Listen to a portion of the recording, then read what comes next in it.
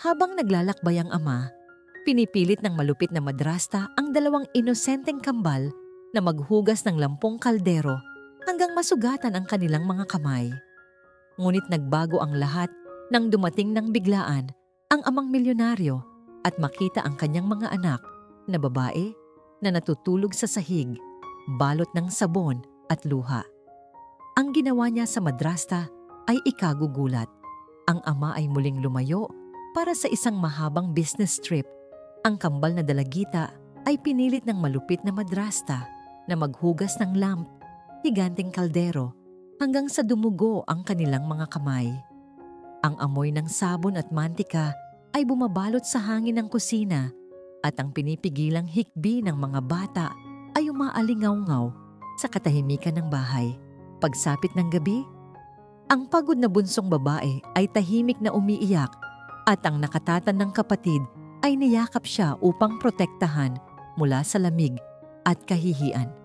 Nang ama ay hindi inaasahang bumalik na may dalang bulaklak upang ipagdiwang ang kaarawan ng kanyang mga anak at natagpuan silang natutulog sa sahig, nababalutan ng sabon at luha. Ang kanyang galit ay sumira sa katahimikan ng mansyon at nagpasimula sa isang katotohanan na hindi na maitatago. Andrea, nasaan ka, Mia? Nang bumalot ang boses ni Andres Kang sa tahimik na pasilyo ng malaking mansyon, mas naramdaman ang lamig sa espasyo na binabalot ng dilim ng gabi. Hating gabi na nang sa wakas ay buksan niya ang pintuan matapos ang ilang oras na pagkaantala sa kanyang pagdating. May dala siyang 2 bukrosas sa kanyang mga kamay. Aling Nena, nasaan ang mga bata? Muli niyang tinawag ngunit walang sumagot. Bumalik si Andres Kang mula sa 3 araw na business meeting sa Cebu. Umaasa na hindi mahuhuli sa ika-2 kaarawan ng kanyang kambal na anak. Ngunit dahil sa pagkaantala ng flight dulot ng bagyo, nabigo ang kanyang plano. Alam niyang muling sasaktan ang kanyang pagkawala sa mga bata.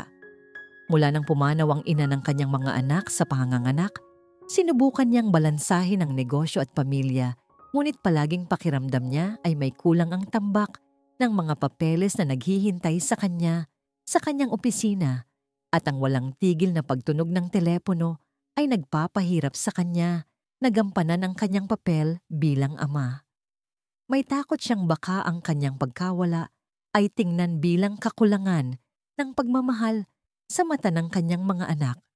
At ngayon, muli siyang nabigo na tuparin ang kanyang pangako. Kakaiba, bulong niya habang umaakyat sa hagdan. Karaniwan sa oras na ito, si Nena Perez, ang tagapamahalaan ng bahay, ay nagbabasa ng libro sa sala o nanonood ng evening movie kasama ang mga bata. Ngunit ang buong mansyon ay kakaibang tahimik. Nang umakyat siya sa hagdan patungo sa 2 palapag, nakita niya ang mahinang ilaw na nanggagaling sa kusina. Marahil ay nandoon sila, nagtungo siya roon. Aling Nena ang mga bata na patigil ang kaniyang sinasabi sa tapat ng pintuan ng kusina. Ang kaniyang nakita ay hindi kapanipaniwala. Sa malawak na sahig na gawa sa marmol ay may tambak na kaldero at kawali. At sa gitna nito ay 2 dalagita na nakayakap sa isa't isa, natutulog. Sa tabi ng tambak ng kaldero ay may palanggana na puno ng tubig at sabon. Andrea, Mia, tumakbo siya at inuga ang 2 bata upang gisingin. Ang mga kamay ng mga dalagita ay namumula at namamaga at sa ilang lugar ay may dugo pa. Kitang-kita ang tuyong bakas ng luha sa kanilang mga mukha. Ama, hirap na iminulat ni Mia ang kanyang mga mata. Do para batiin kami ng happy birthday. Mahina siyang ngumiti nang makita ang mga rosas sa kamay ni Andrea. Nabasag ang puso ni Andres. Ano ang nangyari? Bakit kayo ganyan? Nanginginig ang kanyang boses. Naunang umupo si Andrea kaysa sa kanyang kapatid. Bilang nakatatandang kapatid, siya ay palaging mas matatag at sinimulan niyang ipaliwanag ang sitwasyon. Si Tita Gloria po ang nagpautos. Sabi po niya, hindi raw kayo darating ngayon. Galit po siya dahil natapon daw namin ang pagkain. Kaya pinahugas po niya ang lahat ng kaldero sa kusina. Si Tita Gloria, ang kapatid ko, Tumataas ang boses ni Andres. Nasaan si Aling Nena? Si Aling Nena po. Nagalinlangan si Mia. Maaga po siyang pinauwi ni Tita Gloria ngayon. Sabi po ni Tita Gloria, masisira lang daw po ang hapunan kung nandoon si Aling Nena. Nangunot ang mukha ni Andres Kang sa galit. Ang kanyang kapatid na si Gloria ay kamakailan lang lumipat at nakatira sa kanila. Ngunit hindi niya akalain na gagawin niya ang ganito. Maingat niyang pinatayo ang dalawa niyang anak. Ayos lang, nandito na si Ama. Hindi na mangyayari ulit ito. Nangangako ako noon na rinig ang tunog ng eleganteng high heels mula sa pasilyo. "Oh, Kuya Andres, kailan ka pa bumalik?" Nakatayo si Gloria Kang sa pintuan ng kusina na parang nagulat. Sa likod niya ay nakatayo ang isang mas eleganteng babae. "Sofia, ito ang kuya ko. Kuya, ito si Sofia Santos na sinasabi ko sa'yo, isang kilalang interior designer." Sa halip na sumagot, dahan-dahang tumayo si Andres Kang. Ang kanyang mga mata ay nagliliyab sa galit. "Ikaw, ano sa tingin mo ang ginagawa mo? Bakit mo ginawa ito sa aking mga anak?" Nagulat na kumurap si Gloria. "Ano ang sinasabi mo? Naglalaro lang ang mga bata sa kusina at huwag kang magsinungaling."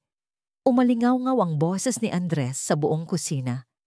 Sinabi na sa akin ni Andrea at Mia, "Pinilit mo sila, ang mga bata pa."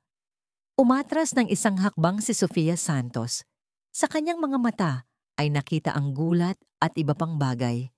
Isang matalas kalkuladong tingin. "Kuya, kumalma ka." Pagpapagaan ni Gloria Baca, nagkamali lang ang mga bata. "Pinahugas ko lang naman sila ng ilang pinggan habang naghahanda ako ng hapunan." "Ilang pinggan?" Itinuro ni Andres ang dosang kaldero at kawali na nakakalat sa sahig. "Ito ba ang ilang pinggan? Masaya ako na nakatira ka sa bahay namin, pero hinding-hindi ko tatanggapin ang pagtrato mo sa aking mga anak ng ganito." Naging matigas ang mukha ni Gloria. "Kuya, ako. Ayokon makarinig ng anumang paliwanag." Pinutol ni Andres ang kanyang sinasabi at lumapit sa kanyang mga anak. "Tawagan mo si Aling Nena. Sabihin mong bumalik siya ngayon din at ikaw." Lumingon siya kay Sofia Santos. "Iulungkot ko, ngunit kanselado ang hapunan ngayong gabi. Magkita na lang tayo sa susunod na pagkakataon." Ngumiti si Sofia at yumuko. "Siyempre, mas mahalaga ang pamilya. Magkita tayo sa susunod, Mang Andres." Ang kanyang boses ay malumanay at maunawain. Ngunit nang tumalikod siya, ang kanyang tingin ay naging malamig. Binuhat ni Andres ang kanyang mga anak at dinala sila sa kanilang silid. Habang umaakyat sa hagdan, nasaktan ng kanyang puso nang isipin kung gaano siya nawawala at kung ano ang tiniis ng kanyang mga anak sa panahong iyon. "Patawad. Sobrang patawad." Bulong niya habang hinahalik ng noo ang dalawang dalagita. Hinihiga niya ang dalawang bata sa kama. At habang dinidisekta ang kanilang mga nasugatang kamay, nagpasya si Andres. Mula ngayon magiging iba na. Ang pamilya ay uunahin bago ang negosyo. At higit sa lahat, poprotektahan niya ang kanyang mga anak. Ngunit nang hindi niya nalalaman sa kabilang panig ng mansyon, isang bagong balangkas ang nagsisimula. Si Gloria Kang ay bumubulong sa telepono na hawak niya. Medyo nagulo ang plano. Maagang bumalik si Kuya kaysa sa inaasahan. "Oo, pero huwag kang mag-alala. Simula pa lang ito, nakapagbigay na si Sofia ng magandang impresyon at malapit nang maging ayon sa plano ang lahat." Nang ibaba ang telepono, isang malupit na ngiti ang lumitaw sa mukha ni Gloria. Ang galit na ipinakita ni Andres Kang ay nagbigay sa kanya ng bagong plano. Sa ngalan ng pamilya, kailangan niyang lumapit ng mas mapanlinlang. Hindi kalayuan, si Nena Perez ay mabilis na bumalik sa mansyon matapos matanggap ang emergency call ni Andres Kang. Matapos alagaan ang kambal ng mahigit 10 taon, hindi siya mananatiling tahimik kapag nalaman niya kung ano ang nangyari sa mga bata.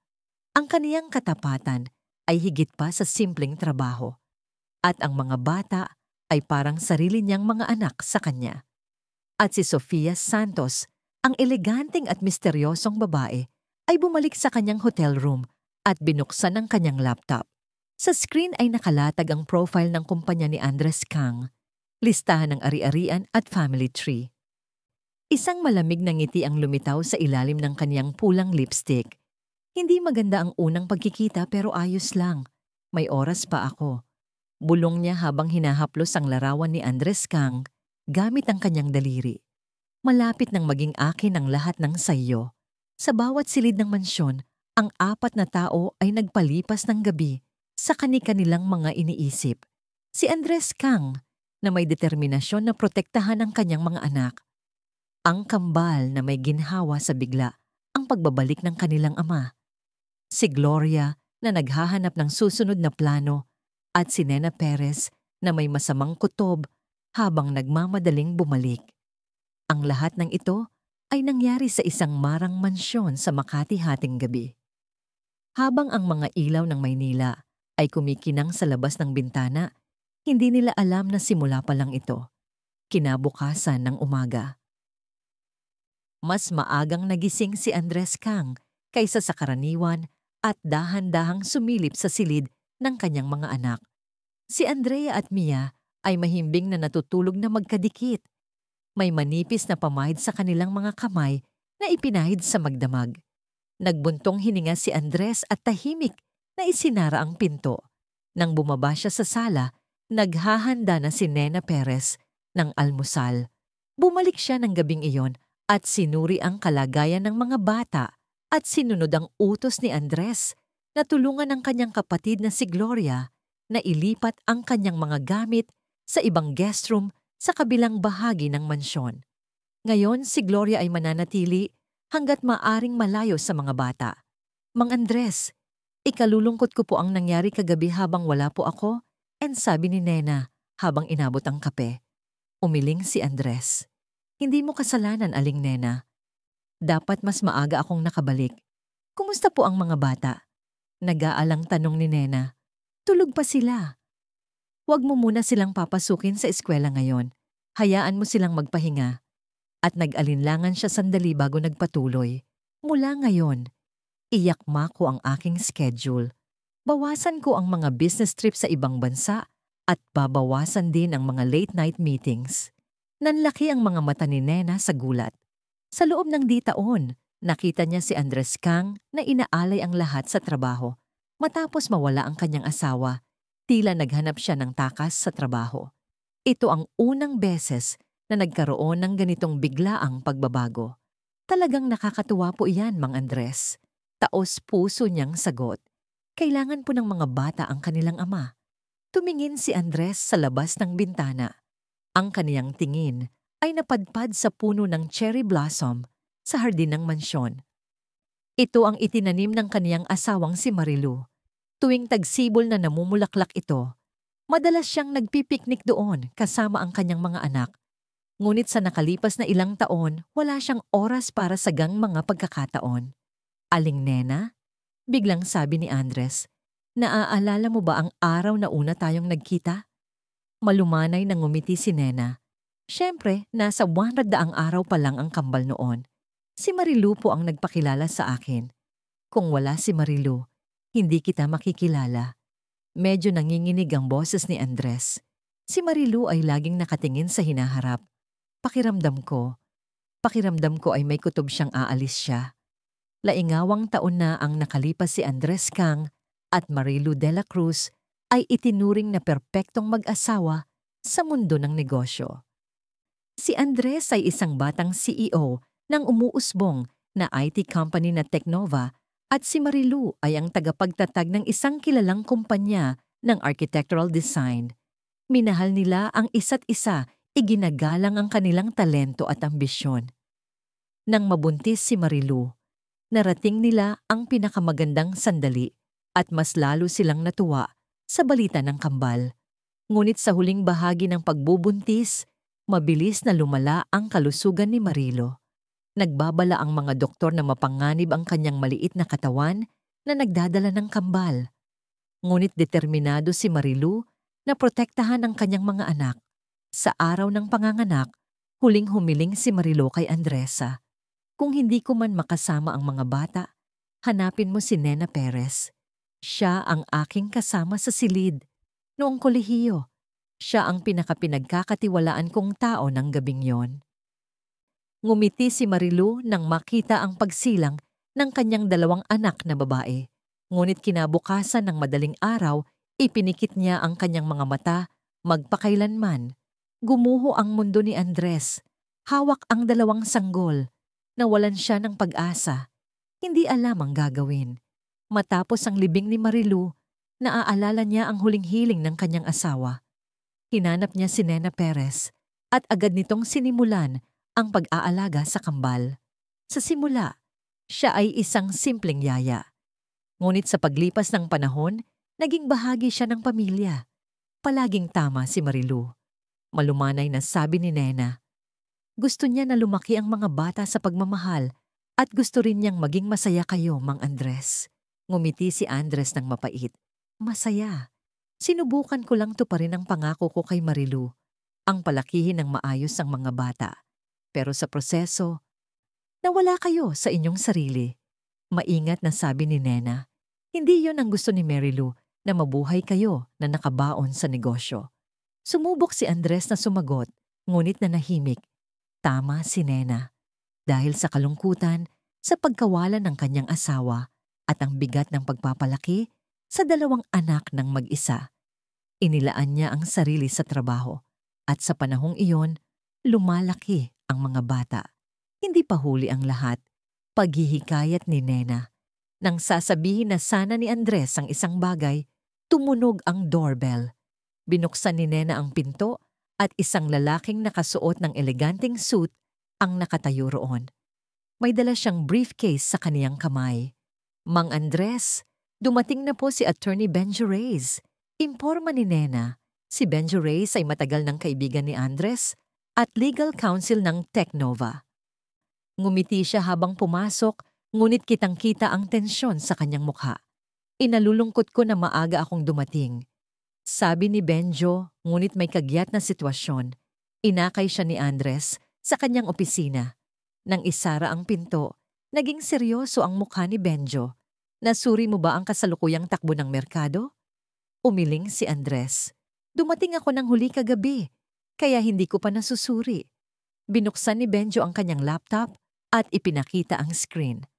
Ang stock ng Technova ay nagsimulang bumagsak kahapon. Merong malawakang pagbebenta ng stocks. Ano ang sinasabi mo? Nakatingin si Andres sa screen. Malinaw na ipinapakita ng graph ang matinding pagbaba.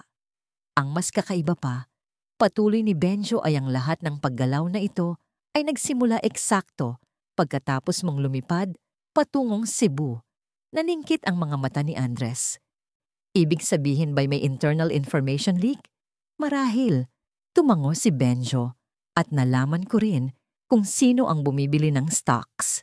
Ang Blue Ocean Investment. Naging matigas ang mukha ni Andres. Ang Blue Ocean ay isang investment firm na pinapatakbo ng kanyang matagal ng karibal na si Gino de la Cruz. 10 taon na ang nakalipas. Si Andres at Gino ay magkasosyo sa negosyo, ngunit naghiwalay sila ng tanggihan ni Andres ang hindi etikal na paraan ng pagnenegosyo ni Gino. Simula noon, patuloy na inggit si Gino sa tagumpay ni Andres. Target niya ang kumpanya natin. Tanong ni Andres hindi direkta. Gumagalaw ang Blue Ocean sa pamamagitan ng third party. Ngunit ang pattern ay napakalinaw. Sagot ni Benjo. At ang mas kakaiba pa, kamakailan lang ay madalas nakikipagkita ang kapatid mo kay Gino. Sumandal si Andres sa upuan. Ang pag-uugali ni Gloria kagabi at ngayon ang balitang ito, tila lahat ay konektado. Benjo, may kakaiba ring nangyari sa bahay ko. Ipinaliwanag ni Andres ang insidente kagabi. Lalong naging seryoso ang mukha ni Beno at ang babaeng si Sofia Santos. May alam ka ba tungkol sa kanya? Alam ko lang na siya ang interior designer na ipinakilala ni Gloria. Sagot ni Andres. Kinuha ni Benjo ang kanyang tablet at nagsimulang maghanap. Ngayon, hindi ka makakapagdesisyon base lang sa unang impresyon. Kailangan kong kumpirmahin. Matapos maghanap ng ilang minuto, Ipinakita niya kay Andres ang screen. Narito Sofia Santos. Hindi siya interior designer kundi isang PR consultant. At nakakagulat kabilang sa kaniyang mga dating kliyente, ang kumpanya ni Gino de la Cruz. Mabilis na bumilis ang tibok ng puso ni Andres. Hindi ito simpleng aksidente. Lahat ay planado. Bakit siya nasa bahay ko? Tanong ni Andres sa sarili. Marahil ay lumapit siya sa pamamagitan ng kapatid mo. Hula ni Benyo. At kung tama ang hinala ko, hindi lang Teknova ang target nila, kundi ang lahat ng sayo. Tumingin si Andres sa labas ng bintana. Nakita niya ang kambal na naglalakad sa hardin ng mansyon, kasama si Nena na pagtanto niya na nasa panganib sila. Benjo, tulungan mo ako. Nagpapakita ng determinasyon ng boses ni Andres. Ano man ang gusto nila, hindi nila magagawang galawin ang aking pamilya. Tumango si Benjo. Siyempre, una, kailangan nating kumuha ng mas maraming impormasyon tungkol kay Sophia Santos at kailangan din nating suriin ang call records ng kapatid mo. Hindi ba yun illegal? Nagalinlangan si Andres. Magagawa natin ito sa ganap na legal na paraan. Huwag kang mag-alala. Pinakalma siya ni Benjo. At ang pinakamahalaga, kailangan mong umaktong walang alam. Kailangan nating kumuha ng mas maraming impormasyon bago nila baguhin ang kanilang plano. Dahan-dahang tumango si Andres. Bigla naging totoo ang katotohanan na ang kanyang bahay, ang kanyang kumpanya, at higit sa lahat, ang kanyang pamilya ay nasa panganib. Wala na siyang oras para mag-alinlangan sa pagitan ng trabaho at pamilya. Lahat ay nasa panganib at Andres, seryosong dagdag ni Benjo. Huwag kang magtitiwala sa kahit sino. Kahit pamilya, kailangan mong maging maingat ngayon. Hinawakan ni Andres ang kanyang ulo. Hindi pa niya naramdaman ang ganitong kawalan ng lakas. Kahit noong nawala ang kanyang asawa, taon na ang nakalipas. Noong panahong iyon, matindi ang kalungkutan. Ngunit ngayon, magkahalo ang galit at takot. Mayroong nagtatangka sa kanyang pinakamahalagang bagay. Noon may kumatok at binuksan ng kambal ang pinto at pumasok. Ama, hindi po kayo papasok sa opisina ngayon? Tanong ni Mia. Pilit nang ngumiti si Andres at sumagot. Ngayon ay espesyal na araw. Buong araw akong makakasama ninyo. Nyakap ni Andres ang kambal at tahimik na tumayo si Benjo upang maghanda sa pag-alis. Nagkatitigan sila ni Andres at mahinang tumango. Malinaw ang mensahe. Lalampasan nila ang krisis na ito ng magkasama. Ngunit nang hindi nila nalalaman. Sa kabilang panig ng mansyon, muling nakikipag-usap sa telepono si Gloria. Mas naging komplikado ito kaysa sa inaasahan. Dumating dito si Benjo o ang abogadong yon. Hindi ko alam kung ano ang nangyari, ngunit hindi magandang balita iyon. At sa isang marangyang opisina sa Makati, Maynila, malamig nang ngumiti si Gino de la Cruz habang nakatingin sa labas ng bintana. Sa kanyang mesa ay nakalagay ang graph ng stock price ng Teknova kasama ang larawan ni Andres Kang at ng kanyang kambal na anak. Lawang tao na ang lumipas bulong niya. Sa wakas dumating na ang oras ng paghihiganti Andres. 1 linggo na ang lumipas. Sinunod ni Andres Kang payo ni Beno na umaktong walang alam at ipagpatuloy ang kanyang pangaraw-araw na gawain. Ngunit ang kanyang kalooban ay puno ng pagbabantay. Binawasan niya ang oras na ginugol sa opisina at nagsimulang gumugol ng mas maraming oras kasama ang kanyang mga anak. Pagkatapos ng trabaho, naglalakad sila sa parke, nanonood ng pelikula ng magkasama o naghahanda ng simpleng hapunan. Masaya ang kambal sa pagbabago ng kanilang ama. Lalo na si Mia na mas emosyonal kaysa kay Andrea ay masaya sa atensyon ng kanyang ama. Sa kabilang banda, si Andrea ay mas mapagmasid gaya ng dati at nagtaka sa biglaang pagbabago ng kanyang ama. Ang maayos lang po ba ang kumpanya ngayon? Tanong ni Andrea isang gabi habang kumakain. Nagulat na tiningnan ni Andres ang kaniyang anak. O syempre, bakit mo natanong? Kasi po bigla kayong laging nasa bahay. Dati po lagi kayong abalang ngumiti si Andres sa matalas na obserbasyon ng kanyang anak. Napagtanto ko kasi hindi ang kumpanya ang pinakamahalaga, kundi kayo. Masayang sumigaw si Mia. Talaga po kung gayon pupunta po tayo sa Enchanted Kingdom ngayong weekend? Habang pinupuno ng tawanan ng pamilya ang hapagkainan, pinapanood sila ni Gloria Kang mula sa malayo. Kitang-kita ang iritasyon at pagkabahala sa kanyang mga mata. Matapos ang hapunan, pumasok si Gloria sa kanyang silid at agad na tumawag. Iba na si Kuya. Halos hindi na siya pumapasok sa opisina at puro sa mga bata na lang siya naglalaan ng oras. Tama, kung magpapatuloy ito, mahihirapan na ring lumapit si Sofia. Matapos ibaba ang telepono, umupo si Gloria sa harap ng salamin at tinitigan ang kanyang refleksyon. 37 ang taong gulang. Maganda pa rin, ngunit hindi na siya hihintayin ng panahon. Gusto niyang magkaroon ng mataas na posisyon sa kumpanya ng kanyang kapatid. Ngunit laging pinagdududahan ni Andres ang kanyang kakayahan. Ang salitang hindi ka maaaring bigyan ng espesyal na trato dahil pamilya ka ay nag-iwan ng sugat sa kanyang puso. Napadpad ang tingin ni Gloria sa larawan na nakapatong sa mesa. Isang larawan na kinunan mahigit 10 taon na ang nakalipas kasama si Andres, siya at ang kanilang mga magulang. Mukhang masayang pamilya, ngunit laging nakikita ni Gloria na ang atensyon ng kanilang mga magulang ay nakatuon lamang sa kanyang kapatid. Ngayon ako naman bulong niya.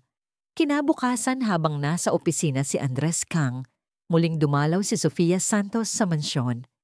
Sa pagkakataong ito, dumating siya sa ilalim ng pagkukunwari ng interior consulting sa pamamagitan ng pagpapakilala ni Gloria.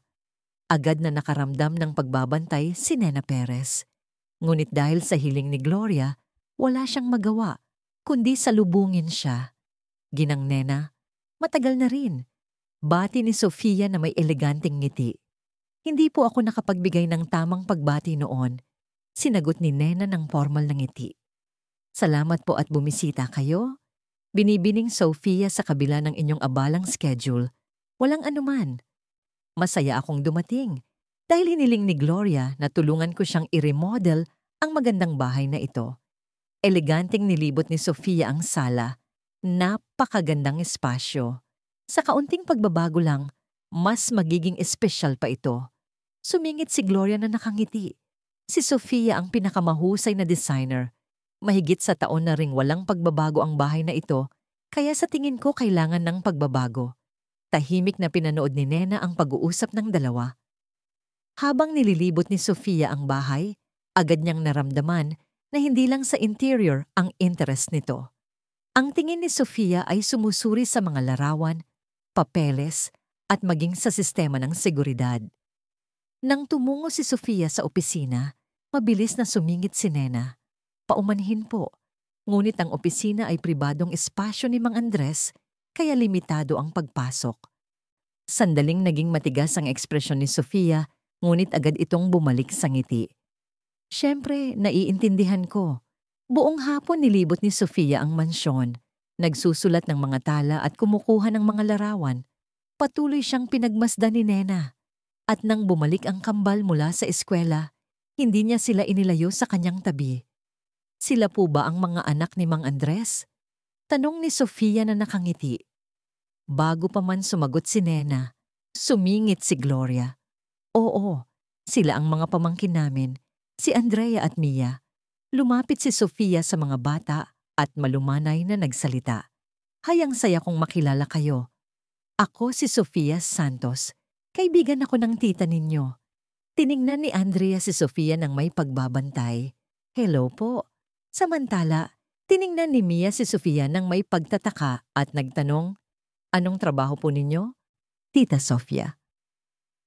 Ang trabaho ko ay pagandahin ang mga espasyo. Sagot ni Sofia na nakangiti. Nandito ako para pagandahin pa ang bahay ninyo. Sapat na po ang ganda ng bahay namin. Malamig na sagot ni Andrea. Sandaling nanginig ang ngiti ni Sofia, ngunit agad itong bumalik sa normal. Siyempre. Pero minsan maganda rin ang pagbabago. Sa sandaling yon, bumukas ang pintuan at bumalik si Andres Kang. Maaga siyang umuwi. Kaysa sa karaniwan At medyo nagulat siya nang makita si Sofia sa sala. Binibining Sofia, hindi ko inaasahan na makikita ko kayo rito. Eleganteng tumayo si Sofia at bumati. Mang Andres, hello po. Dumating po ako sa imbitasyon ni Gloria. Hiniling po niya na konsultahin ko siya tungkol sa interior ng bahay. Sandaling pinukol ni Andres ng matalim na tingin ang kanyang kapatid, ngunit agad niyang pinakalma ang kanyang ekspresyon. Naaalala niya ang payo ni Benjo. Kailangan niyang umaktong walang alam. Ganun po ba? Hindi po sinabi ni Gloria. Formal ngumiti si Andres. Lumapit si Gloria na nakangiti. Kuya, may magagandang ideya si Sofia para sa bahay natin. Inimbitahan ko siya sa hapunan. Ayos lang po ba? Nagalinlangan sandali si Andres bago tumango. Siyempre, Aling Nena. Maghanda ka ng isa pang setting. Sinubukan ni Nena na ipaabot ang kanyang pag-aalala kay Andres sa pamamagitan ng tingin, ngunit ngumiti si Andres upang pakalmahin siya. May plano siya. Ang pagmasda ang kalaban ng malapitan. Ang hapunan ay nagpatuloy sa isang hindi inaasahang maayos na kapaligiran. Si Sofia ay isang kakakit-akit na kausap. Mayroon siyang karanasan sa paglalakbay sa iba't ibang bansa, kaalaman sa sing at business insights. Maging ang kambal ay nahumaling sa kaniyang mga kwento.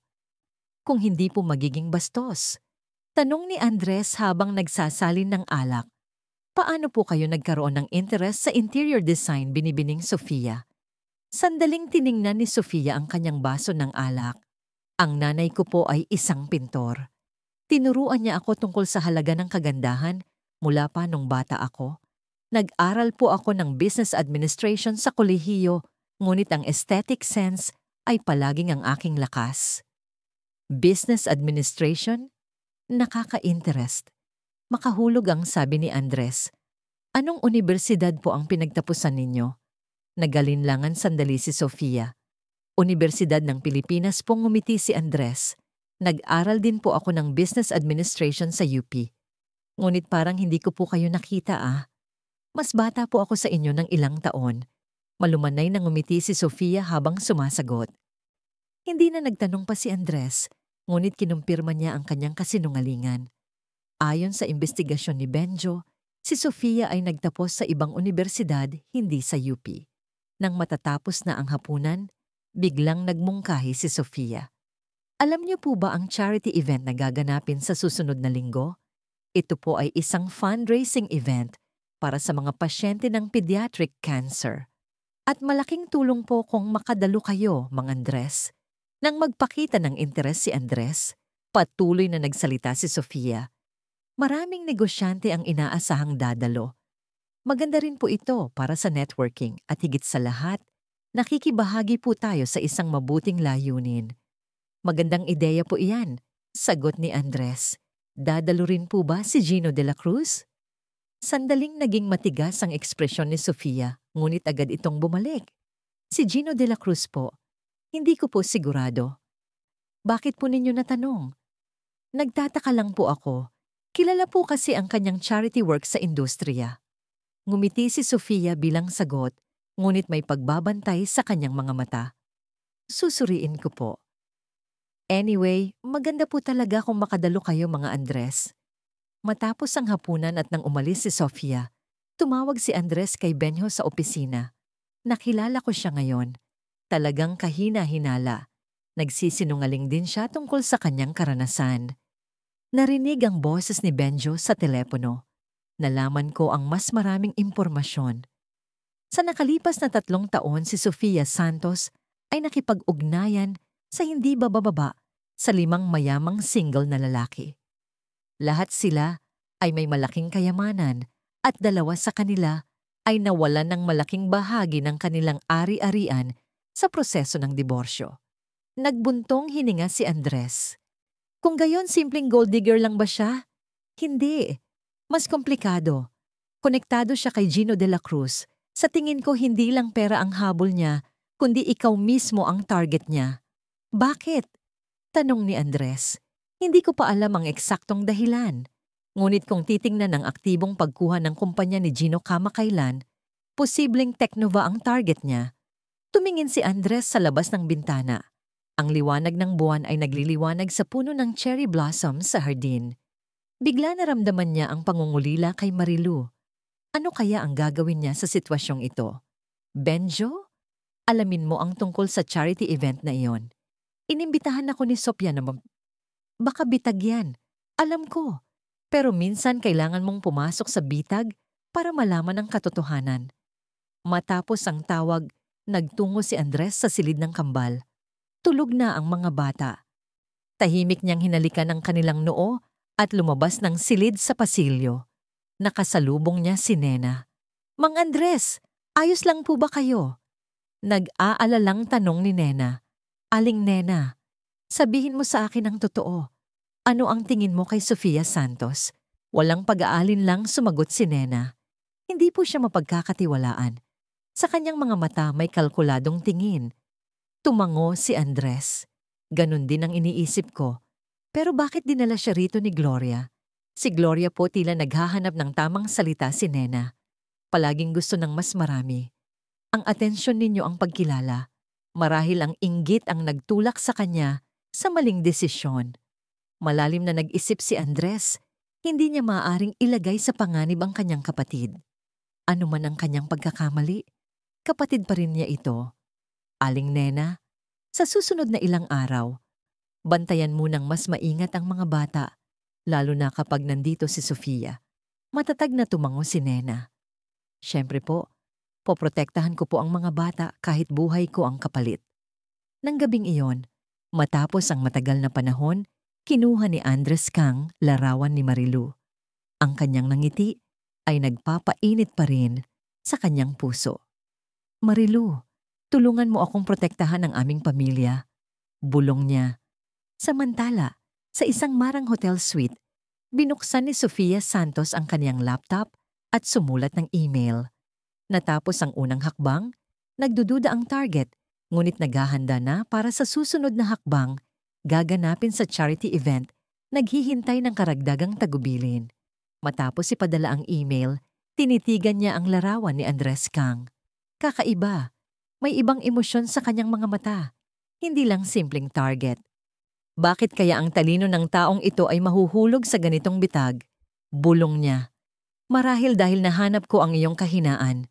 Nilipat ni Sofia ang screen ng laptop at tiningnan ang larawan ng kambal. Ang iyong pinakamalaking kahinaan ay ang mga bata na ito, Mang Andres. Palapit na ang araw ng charity event. Nakaramdam ng tensyon si Andres Kang, ngunit kalmado siyang naghanda.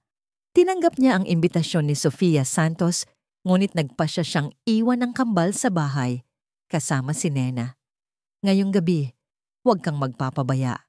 Paalala niya kay Nena. Huwag kang magpapasok ng sinumang tagalabas. At kung may mapansin kang kahina-hinala, agad mo akong tawagan.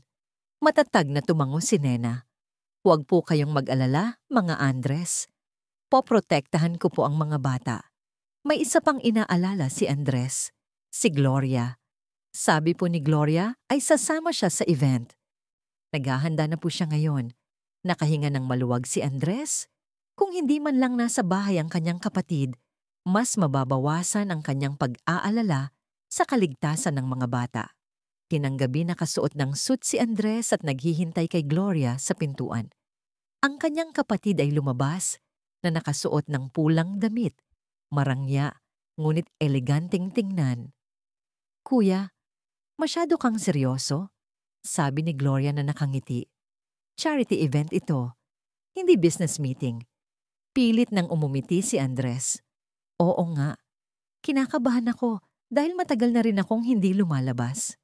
Nang sumakay ang dalawa sa kotse, inutusan ni Andres ang driver na magtungo sa venue ng event. Sa loob ng kotse, pinagmasdan niya si Gloria.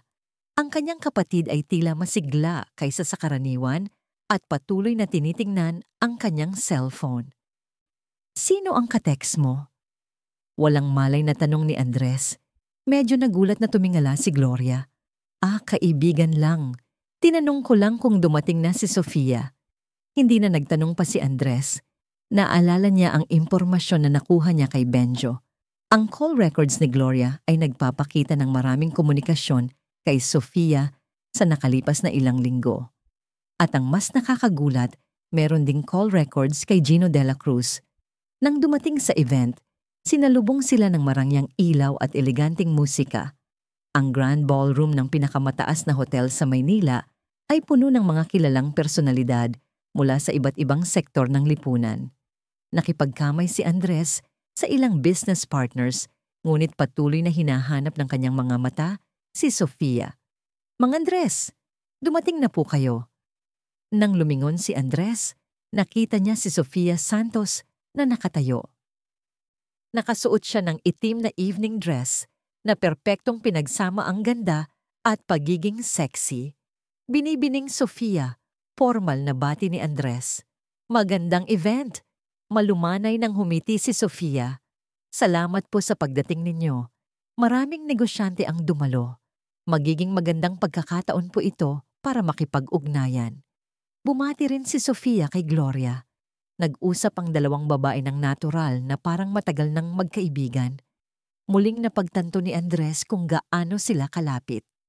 "Mang Andres, ipakikilala ko po kayo sa ilang tao." Hinawakan ni Sofia ang braso ni Andres. Ang amoy ng kanyang pabango ay banayad na bumalot sa kanya. Ipinakilala ni Sofia si Andres sa iba't ibang personalidad, kabilang sa kanila ang mga politiko, kilalang artista at CEO ng iba pang kumpanya. Sa labas, nagpakita si Andres ng pagiging palakaibigan. Ngunit sa loob, hindi niya pinapakawalan ng pagbabantay. "Mang Andres, sa wakas ay nagkita na tayo." Narinig ang mahina at malumanay na boses. Nang lumingon si Andres, nakita niya si Gino de la Cruz na nakatayo. Hindi siya gaanong nagbago mula 20 taon na ang nakalipas. Mayroon pa rin siyang matalas na tingin at kumpiyansang ngiti. "Mang Gino," malamig na bati ni Andres. "Matagal na rin. Taon la taon." Sabi ni Gino habang hawak ang baso ng alak, "Binabati kita sa iyong tagumpay. Ang Teknova ay talagang nakami ang kamanghamanghang paglago." Itinago ni Andres ang kanyang pagbabantay at sumagot, "Salamat. Narinig ko rin na lumago ang Blue Ocean syempre, ngunit hindi pa rin nakakapantay sa performance ng Teknova." May banayad na inggit sa sinabi ni Gino. Sa sandaling ito, hindi nakaligtaan ni Andres na nagbigay ng makahulugang tingin si Sofia kay Gino, tila may tahimik na pag-uusap sa pagitan ng dalawa. "Mang Andres, maaari ba tayong mag-usap ng pribado sandali?"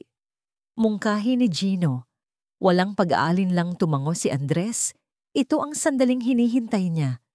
Lumabas ang dalawa sa balkonahe.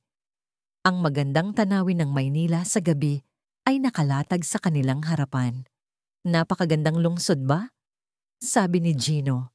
"Hindi ganito karangya nung bata pa tayo." Nanatiling tahimik si Andres. Naghintay siya kung ano ang sasabihin ni Gino. "Direkta akong magsasalita, Andres." Biglang naging seryoso ang ekspresyon ni Gino. "Gusto kong bilhin ang Teknova." Nagkunwari si Andres na nagulat. Bibilhin. Walang plano ang Teknova na ibenta. Ang lahat ay nakasalalay sa presyo. Ngumiti si Gino. "Nag-aalok ako ng dobleng halaga ng market price para sa iyong 51% share." Nagkunwari si Andres na nag-iisip sandali. Bakit mo inaalok ang ganong mataas na presyo? Hindi iyan makatwiran sa negosyo. Naningkit ang mga mata ni Gino. Minsan ang negosyo ay may mas malalim na kahulugan kaysa sa simpleng tubo. Para sa akin, mahalaga rin ang personal na kasiyahan. Parang paghihigante. Diretsahang sabi ni Andres, tumawa si Gino. "Palagi kang matalas kaya nga iginagalang kita at kinasusuklaman." "Dahil sa nangyari, 2 taon na ang nakalipas." Tanong ni Andres. Naging madilim ang ekspresyon ni Gino. "Sinira mo ang aking pangarap. Sana ay nakagawa tayo ng inobasyon ng magkasama. Ngunit sinira ng iyong pamantayan sa etika ang lahat. Hindi ako makakakasama sa iyong plano na sirain ang mga kakompetensya sa ilegal na paraan. Kaya pinagtaksilan mo ako at sinira mo ang aking reputasyon." May galit sa boses ni Gino. "Sa loob ng ilang taon pagkatapos noon, naghirap ako para makabangon muli. Samantalang ikaw ay laging nagtatagumpay. Nagbuntong hininga si Andres. Hindi yung pagtataksil. Ginawa ko lang ang tama. Ngayon ako naman ang gagawa ng tama. Malamig nang umiti si Gino. Kukunin ko ang lahat ng sayo at ipararamdam ko sayo ang parehong sakit na pinagdaanan ko. Direktang tiningnan ni Andres si Gino. Huwag mong galawin ang aking pamilya. Pamilya, ngumisi si Gino. Huwag kang mag-alala. Hindi ako kumikilos ng mababa tulad mo. Kukunin ko lang ang iyong negosyo, ang iyong pamana, ang lahat ng sayo sa legal na paraan. Paano? Sa halip na sumagot, tiningnan ni Gino ang kanyang relo. Bumalik na tayo. Naghihintay ang mga bisita. Nang bumalik ang dalawa sa hall, lumapit sa kanila si Sofia. Puno ng tanong ang kanyang mga mata. Naging masaya po ba ang pag-uusap? Tanong niya. Nagbigay ng makahulugang mangiti si Gino. Napakabunga ba, Mang Andres? Malamig na tumango si Andres. Ngayon ay malinaw na sa kanya ang intensyon ni Gino. Ngunit hindi pa rin malinaw ang eksaktong papel ni Sofia. Habang nagpapatuloy ang event, hinanap ni Andres si Gloria, ngunit hindi niya ito nakita. Nagtaka siya kung nasaan ito habang nililibot ang paligid. Bigla tumunog ang kanyang telepono. Si Nena, Mang Andres, may malaking problema po. Nanginginig ang kanyang boses. Masama po ang pakiramdam ni Mia. Bigla po siyang nilagnat at nagsuka. Mabilis na bumilis ang tibok ng puso ni Andres. Pupunta ako agad. Tumawag ka na ba ng ambulansya? Opo, tumawag na po ako. Sabi po ay darating sa loob ng 7 minuto.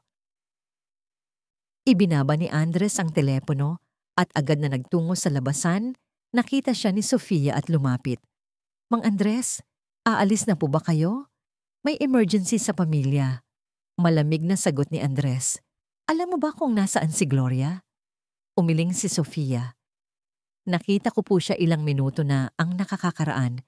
Siguro po ay nasa banyo. Wala nang oras para maghintay si Andres. Sabihin mo sa kanya na nauna na ako. Nagmadali siyang lumabas ng venue at nagtungo sa kanyang kotse. Inutusan niya ang driver na umuwi ng mabilis hanggat maaari.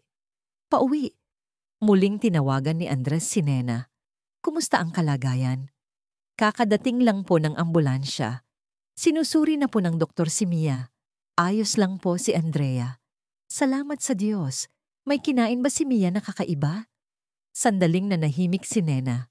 Sa hapunan po may espesyal na dessert na binigay si Gloria sa mga bata. Kaunti lang ang kinain ni Andrea dahil hindi raw po masyadong matamis. Pero kinain po ni Mia lahat. Mahigpit na hinawakan ni Andres ang telepono. Ang pagdududa ay naging katiyakan. Hindi ito aksidente. Nang dumating sa bahay agad na tumakbo si Andres sa ambulansya, isasakay na sana ng medical team si Mia sa stretcher para dalhin sa ospital. Mia, lumapit si Andres sa kanyang anak. Ang mukha ni Mia ay namumutla at pinagpapawisan siya ng malamig. Ama, mahinang tawag ni Mia. Sinabi ng doktor kay Andres, mga sintomas po ng food poisoning. Kailangan po siyang dalhin agad sa ospital. Sasama po ako. Matatag na sabi ni Andres. Bago sumakay sa ambulansya, inutusan niya si Nena. Dalhin mo si Andrea sa ospital gamit ang ibang kotse at kapag bumalik si Gloria, huwag mo siyang iiwan mag-isa. Nabasa ni Nena ang galit at determinasyon sa mga mata ni Andres. Tumango siya. Opo. Mang Andres sa ospital, pinakalma ng mga doktor ang kalagayan ni Mia. Ayon sa resulta ng pagsusuri, nagpakita siya ng bahagyang sintomas ng pagkalason, hindi lang simpleng food poisoning. Ipinaliwanag ng doktor na maaring sensitibo si Mia sa isang partikular na sangkap sa pagkain. Ngunit naramdaman ni Andres na hindi lang ito simpleng all reaction. Sa labas ng silid ng ospital, tinawagan ni Andres si Beno. Nasa ospital si Mia. May sintomas ng pagkalason. Nagulat ang boses ni Beno. Baka may sino ang gumawa. Hindi ko sigurado, pero lumabas ang sintomas matapos niyang kumain ng dessert na ginawa ni Gloria. Hindi niya yun sinadya. Kapatid mo siya. Nagbuntong hininga si Andres. Gusto ko ring paniwalaan yan. Marahil ay ginagamit lang siya. Bukas ng umaga dalhin mo ang natirang dessert. Susuriin ko. Nang ibababa na sana ni Andres ang telepono, bumukas ang pinto ng silid ng ospital at nagmamadaling pumasok si Gloria. Puno ng pag-aalala ang kanyang mukha. Kuya, anong nangyari kay Mia? Tumawag si Aling Nena, kaya agad akong pumunta. Matatalim na tiningnan ni Andres ang kaniyang kapatid. Nakita niya ang tapat na pag-aalala sa kanyang mga mata. Nalilito siya. Talaga bang sinadya niyang saktan si Mia? Food poisoning daw. Buti na lang hindi malala. Kalmado niyang sagot. Nakahinga ng maluwag si Gloria. Salamat sa Diyos. Pero bakit biglang normal naman ang hapunan ba? Pinagmasdan ni Andres ang kaniyang reaksyon. Maliban sa espesyal na dessert na ginawa mo, naging matigas ang mukha ni Gloria. Huwag mong sabihing iniisip mong dahil sa dessert ko. Sabi ng doktor, maaring dahil sa isang partikular na sangkap sa pagkain. Malamig ang boses ni Andres. Kuya, hinding-hindi ko nanginginig ang boses ni Gloria. Paano ko magagawang saktan si Mia? Pamangkin ko siya. Direktang tiningnan ni Andres ang kanyang mga mata. Mahirap malaman kung nagsisinungaling siya o nagsasabi ng totoo. Noon tumunog ang kanyang telepono, si Sofia. Mang Andres, kumusta po ang kalagayan ni Mia? Nag-alala po talaga ako. Naningkit ang mga mata ni Andres. Paano niya nalaman? Tiningnan niya si Gloria. Hindi pa matagal nang dumating si Gloria sa ospital. Magiging ayos siya. Maikli niyang sagot. Paano mo nalaman? Sandaling nagalinlangan si Sofia. Si Gloria po Kakareceive ko lang po ng text. Nakakatuwa po yan. May maitutulong po ba ako? Hindi po. Ayos lang. Ibinaba ni Andres ang telepono. Ngayon ay sigurado na siya. Patuloy na nakikipag-ugnayan si Sofia at Gloria at hindi lahat ng ito ay aksidente. Sa silid ng ospital, nagising si Mia at mahinang ngumiti. Ama? Nasan po si Andrea? Malapit na siya. Kasama si Aling Nena. Malumanay na hinawakan ni Andres ang kamay ng kanyang anak. Naging matigas ang ekspresyon ni Mia nang makita si Gloria. Tita Gloria! Lumapit si Gloria na nakangiti. Mia, ayos ka lang ba? Sobrang nag-alala si tita. Sa halip na sumagot, mas lumapit si Mia sa kanyang ama. Hindi nakaligtan ni Andres ang reaksyon ng kanyang anak. Instinctively, nagbabantay si Mia kay Gloria. Nang gabing iyon, nagpalipas ng gabi si Andres sa ospital. Natulog si Andrea sa sofa sa silid, kasama si Nena at umuwi si Gloria. Madaling araw, nakatingin si Andres sa labas ng bintana habang nag-iisip. Ngayon, alam na niya kung sino ang kalaban. Ngunit bakit sila labis na nagtatangka na sirain siya, lalo na ang paggamit sa kanyang kapatid ay nananatiling palaisipan at ang pinakamahalagang tanong ay nananatili. Paano niya poprotektahan ang kanyang pamilya? Tiningnan ni Andres ang mga bata at nagpasya. Hindi na siya maaaring manatiling pasibo. Oras na para gumanti ng agresibo. Pagkalipas ng 2 araw, gumaling si Mia at nakalabas na sa ospital. Ginagamit ni Andres kang oras niya sa ospital upang bumuo ng detalyadong plano kasama si Benjo. Ngayon hindi lang basta depensa ang gagawin nila, kundi aktibong ilalabas ang katotohanan at tatalunin ang mga kalaban. Nang bumalik sila sa bahay, masayang sinalubong sila ni Nena Perez. Sa nakalipas na 2 araw, maingat na sinuri ni Nena ang buong bahay at lalo na pinalitan ng lahat ng sangkap sa kusina ng mga bago. Mang Andres, handa na po ang lahat. Mahinang ulat ni Nena. Nagdag din po kami ng security cameras. Ayon sa utos ni Attorney Beno, tumango si Andres. Salamat, Aling Nena. Si Gloria, umalis po siya kaninang umaga. Sasabihin ko po sa inyo kapag nakabalik siya, dinala ni Andres ang kambal sa kanilang silid. Para sa kaligtasan ng mga bata, nagpasya siyang itigil muna ang kanilang pagpasok sa eskwela at mag-homeschooling. Sa simula, tinutulan ng 2 dalagita, ngunit sumunod sila nang makita ang seryosong ekspresyon ng kanilang ama. Mia, Andrea, sabi ni Andres habang nakaupo sa kama at hawak ang kamay ng 2 anak. Mahihilingin ako sa inyo. Tiningnan ng mga bata ang kanilang ama ng may pagtataka. Sa susunod na ilang linggo, kailangan nating sundin ang ilang espesyal na patakaran. Una, huwag kayong lalabas ng bahay kung hindi kasama si Aling Nena o ako. Pangalawa, huwag kumain ng anumang pagkain na hindi ko binigay o ni Aling Nena. Pangatlo, kapag kasama ninyo si Tita Gloria, laging mag-ingat at kung may kakaiba kayong mapansin, agad ninyo akong sabihan. Nagtataka ang ekspresyon ni Andrea nang magtanong, "Bakit po? May ginawa po bang masama si Tita Gloria?" Nagbuntong hininga si Andres. Nag-alinlangan siya kung gaano karami ang sasabihin sa mga bata. Masyadong maraming impormasyon ang maaring magpabahala sa kanila, ngunit masyadong kaunti ang impormasyon ay maaring maglagay sa kanila sa panganib. Si Tita ay nakikipag-ugnayan sa mga hindi magandang tao ngayon, marahil ay ginagamit lang siya ng mga taong yon. Nag-aalalang tanong ni Mia, "Dahil din po ba sa kanila, kaya ako nagkasakit?" Sandaling nagalinlangan si Andres. "Mirahil, hindi pa ako sigurado. Ngunit po protektahan ko kayo. Nangangako ako." Biglang seryosong sabi ni Andrea, "Ama, gusto ko ring tumulong. May magagawa po ako." Hindi maitago ni Andres ang kanyang pagkagulat. Napakatapang ng kanyang anak. "Salamat, Andrea. Ngunit ang kaligtasan ninyo ang pinakamahalaga. Ang pinakamalaking tulong ay ang mag-ingat at sundin ng mga patakaran." Matapos ang pag-uusap sa mga bata, nagtungo si Andres sa kanyang opisina. Naroon si Benjo na naghihintay.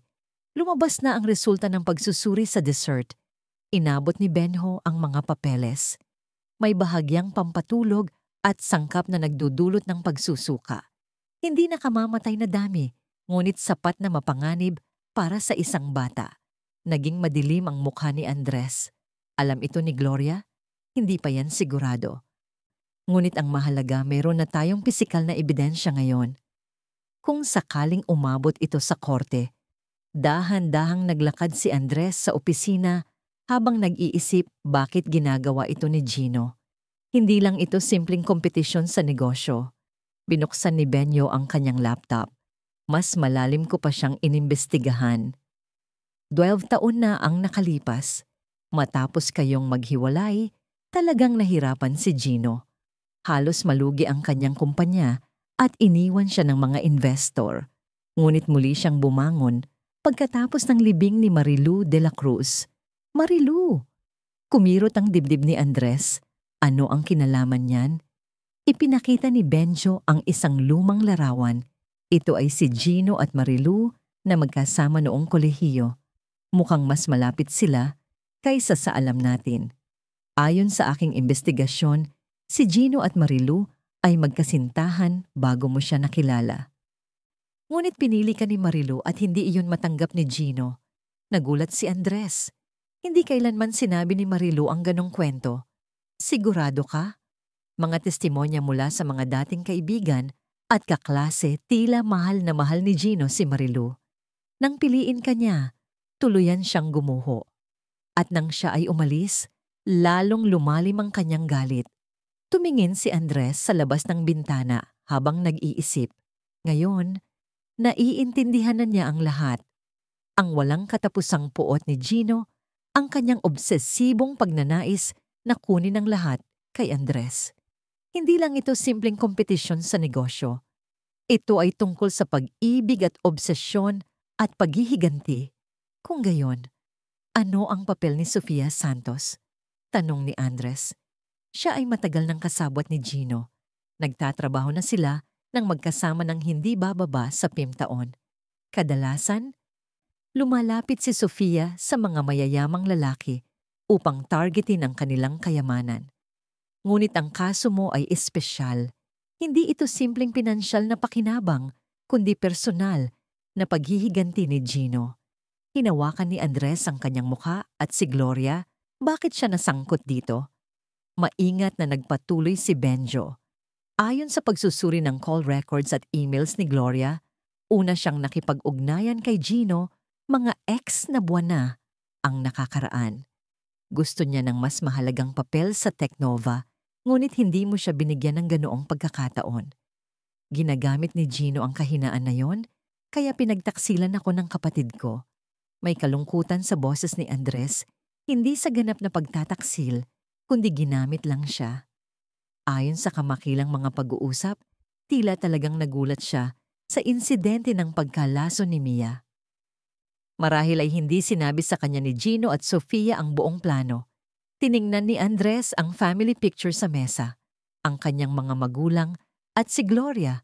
Nung bata pa palagi siyang naghahanap ng atensyon at pagkilala. At si Andres dahil sa abala sa negosyo, ay hindi niya nabigyan ng sapat na atensyon. Kailangan ko siyang iligtas. Matatag na sabi ni Andres. Biktima rin si Gloria. Tumango si Benjo. Sige, kung gayon ano ang gagawin mo ngayon? Ipapareport ba natin sa pulis? Umiling si Andres. Hindi pa. Hindi pa sapat ang ebidensya. Bukod pa rito, may malakas na koneksyon si Gino. Kailangan natin ng mas matibay na ebidensya. May plano ka ba? Nagning ang mga mata ni Andres sa determinasyon. Gagamitin ko ang kanilang laro laban sa kanila. Gusto ni Sofia na lapitan ako ba?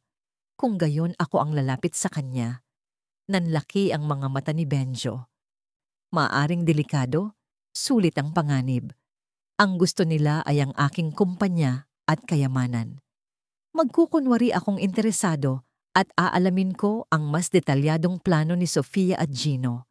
Nag-aalala ang ekspresyon ni Benjo, ngunit nakita niya ang determinasyon ni Andres.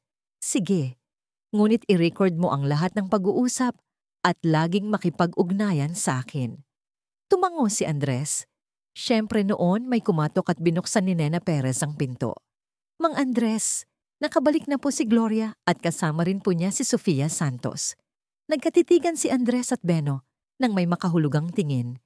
Mas maagang dumating ang pagkakataon. Salamat Aling Nena, bababa ako agad.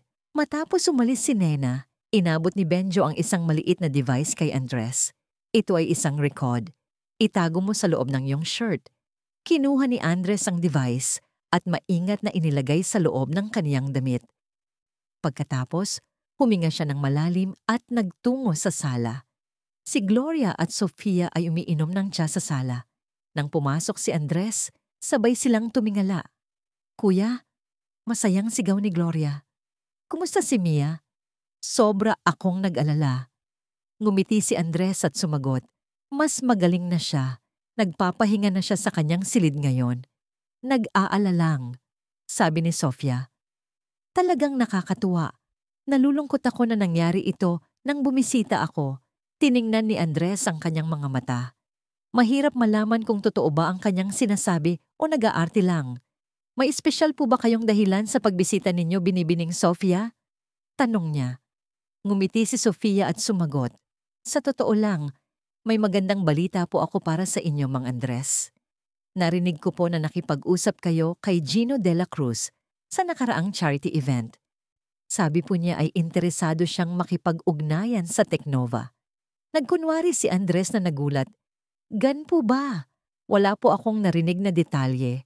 Gusto po ni Gino na makipagkita sa inyo ng personal sa isang informal na setting. Magkakaroon po ng maliit na party sa kanyang yate ngayong weekend at gusto po niya kayong imbitahan. Nagkunwari si Andres na nag-iisip sandali. Nakaka-interest. Ngunit ngayon ay inaalala ko ang kalagayan ni Mia. Siyempre, pamilya ang una. Tumango si Sofia na parang naiintindihan. Ngunit hindi po madalas ang ganitong pagkakataon. Hindi po karaniwan na direkta lumalapit si Gino de la Cruz. Sumingit si Gloria. Kuya, bakit hindi ka nalang pumunta? Mas magaling na si Mia ba? Aalagaan ko ng mabuti ang mga bata. Matatalim na tiningnan ni Andres ang kanyang kapatid. Ikaw. Naging masakit ang ekspresyon ni Gloria.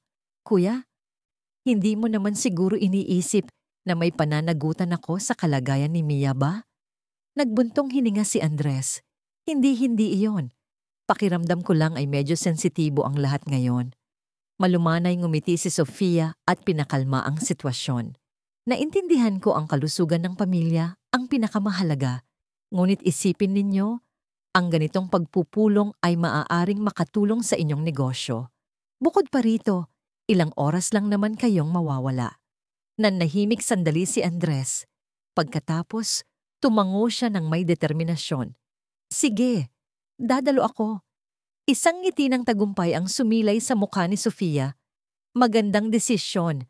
Magkita tayo sa Sabado Carwiro ng hapon sa Manila Bay Marina. Hindi na kailangan ng formal na damit. Kaswal lang.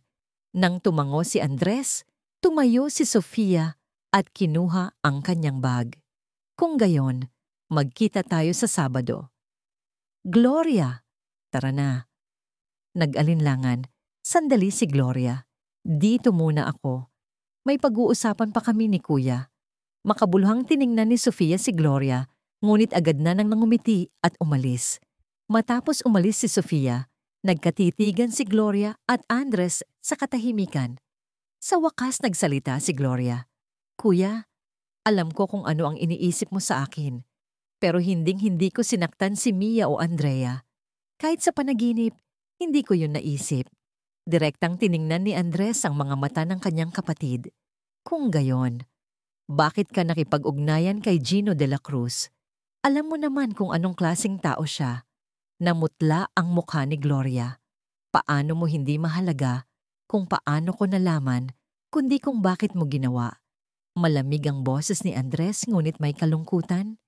Umupo si Gloria sa sofa kasi hindi mo ako kinikilala. Gusto ko ng mas mataas na posisyon sa Teknova pero lagi mo lang sinasabi na hindi ka pa handa. Kaya nakipagsabwatan ka sa aking kaaway. Tanong ni Andres. Napuno ng luha ang mga mata ni Gloria. Sa simula, palitan lang ng impormasyon. Nangako si Gino na bibigyan ako ng mataas na posisyon sa kumpanya. Pero nitong huli, tila nagbago ang kanyang plano. Simula nang madalas dumalaw si Sofia sa bahay, ano ang tunay nilang layunin? Tanong ni Andres. Umiling si Gloria. Hindi ko po sigurado, pero parang higit pa sa pagkuha ng Teknova. Si Gino talagang kinasusuklaman ka at si Sofia ay mapanganib na tao. Hindi ko alam kung ano ang ginawa niya kay Mia. Matagal na tiningnan ni Andres ang kanyang kapatid. Nabasa niya ang katapatan sa kanyang mga mata.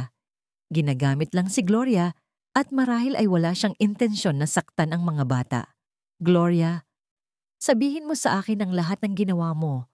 Kasama sila para maprotektahan ko kayo ng mga bata na galinlangan si Gloria.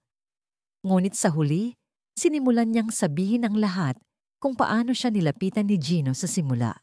Ang plano ni Sofia na lapitan si Andres at maging ang paraan ng pagmamanipula sa stock ng Teknova.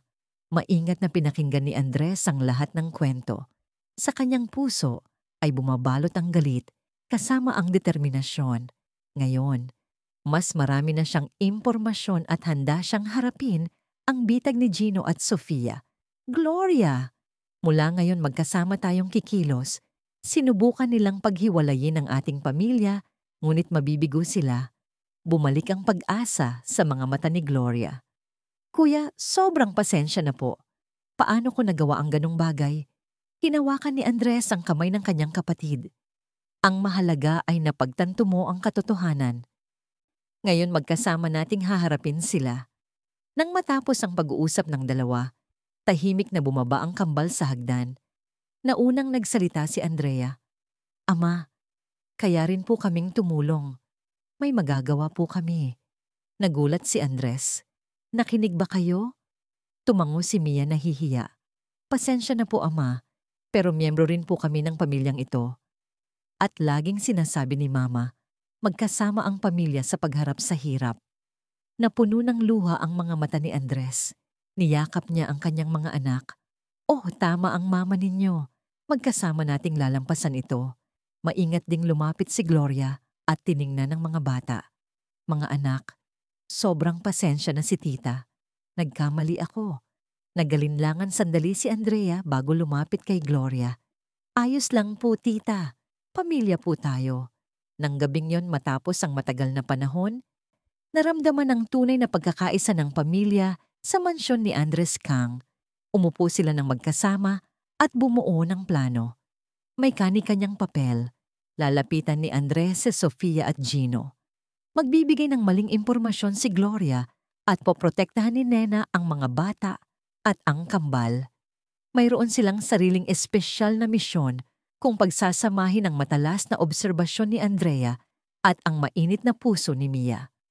Walang sino man ang makakasakit sa pamilyang ito. Samantala, sa isang marang apartment sa Makati, nakikipag-usap si Sofia Santos kay Gino de la Cruz sa telepono. Naging matagumpay po. Pumayag si Andres Kang na dumalo sa yacht party. Narinig ang tentong boses ni Gino. Mabuti. Ngayon nakuha na natin siya sa ating teritoryo. Ituloy ang plano. Tiningnan ni Sofia ang skyline ng Maynila sa labas ng bintana. May banayad na pag-aalinlangan sa kanyang ekspresyon. Gino, kailangan ba talagang ganito? Siya ay nagdududa ka ba? Lumamig ang boses ni Gino. Nakalimutan mo na ba kung gaano niya ako sinira? At si Mary Lou, hindi po. Siyempre hindi. Mabilis na sagot ni Sofia. Itutuloy ko po ang plano. Matapos ibaba ang telepono, nagbuntong hininga ng malalim si Sofia.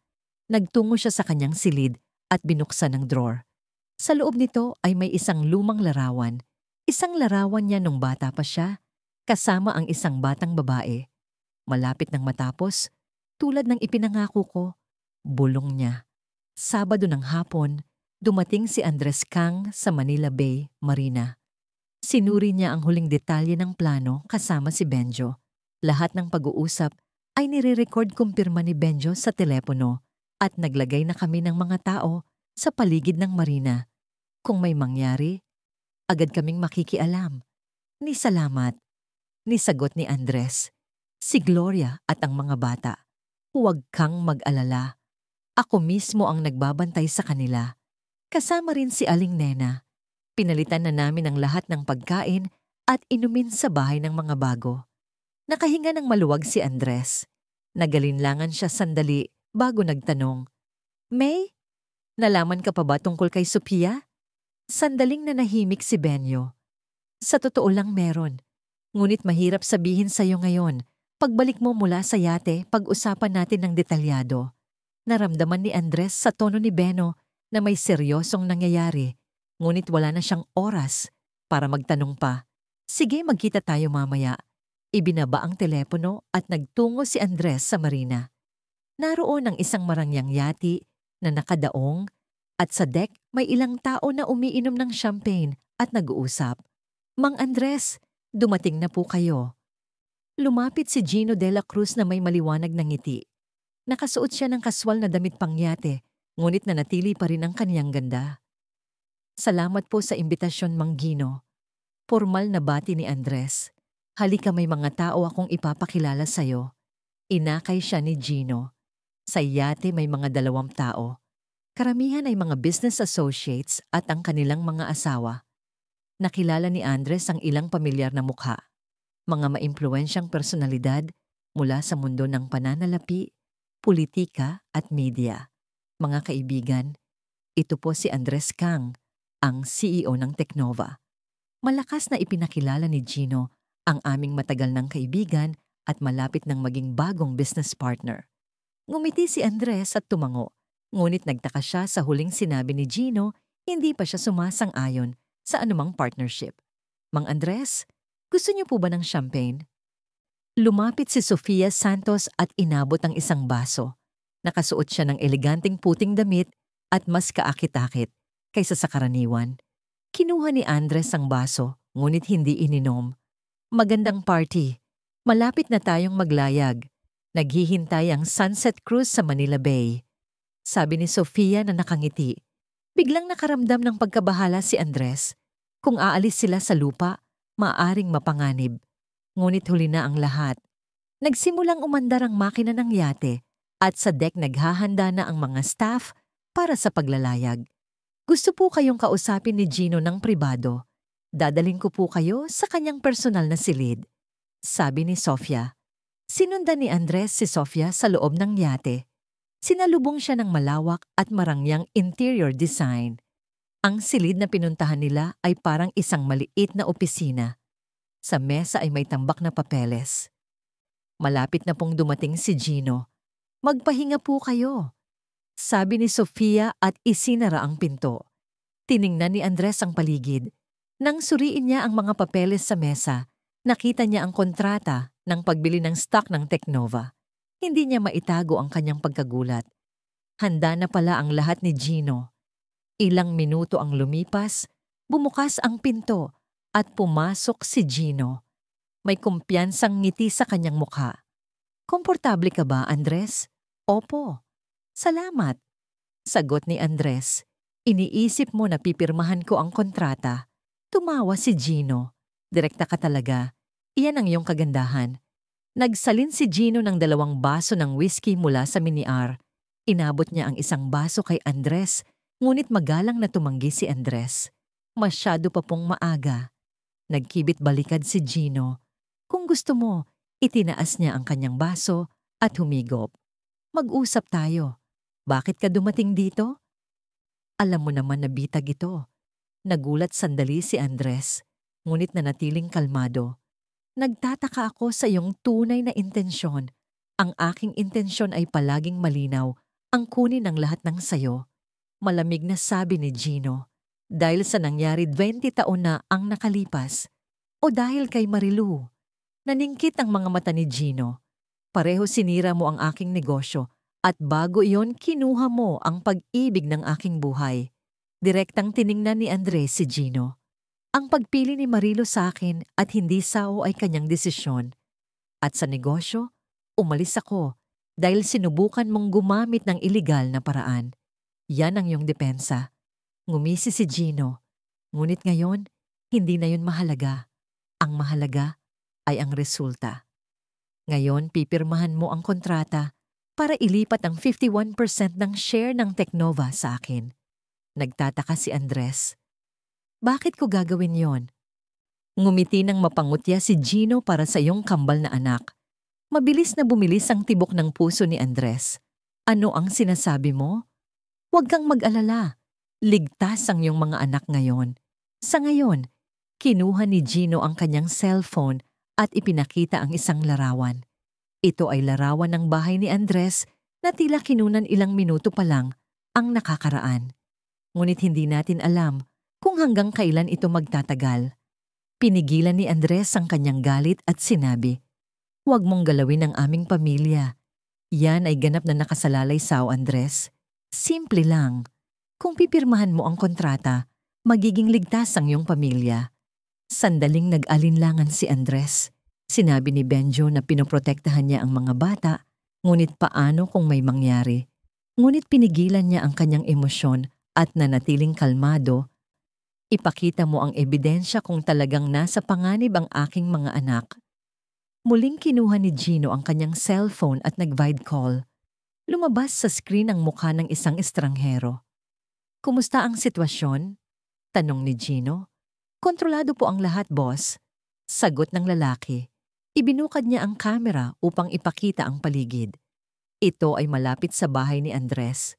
Kumirot ang dibdib ni Andres, ngunit nakahanap din siya ng kakaibang bagay. Sa screen may kakaiba sa paligid ng bahay. Hindi nakikita ang bench na dapat ay nasa ilalim ng puno ng cherry blossom ni Gloria. Hindi ito live na video. Larawan ito na kinuna noon. Pinakalma ni Andres ang kanyang sarili. Nagpapanggap lang sila. Hindi talaga nasa panganib ang kanyang pamilya. Bago ako pumirma sa kontrata, may isa akong katanungan. Sabi ni Andres, ano ang papel ni Sofia Santos saong ito? Tiningnan siya ni Gino ng may interes. Si Sofia, siya ang aking kanang kamay. Palagi siyang tumutulong sa akin. Lalo na sa paglapit sa mga taong tulad mo, mayroon siyang natatanging kakayahan. Ginawa na niya ito noon. Siyempre nagkasama na kami sa ilang proyekto. Laging maganda ang performance ni Sofia. Makahulugang sabi ni Gino. Huminga ng malalim si Andres at ang kapatid ko na si Gloria. Kasama rin ba siya sa planong ito mula sa simula? Tumawa si Gino. Si Gloria. Siya ay isang kapakipakinabang na kasangkapan. Ang kanyang pagnanais na makilala ang kanyang inggit. Madaling gamitin ang mga emosyong iyon. Nakaramdam ng galit si Andres, ngunit patuloy siyang nakikipag-usap. At ang insidente ng pagkalaso ni Mia ay bahagi rin ng iyong plano. Medyo nanginig ang ekspresyon ni Gino. Iyon ay hindi kasama sa plano. Masyadong nagmadali si Sofia.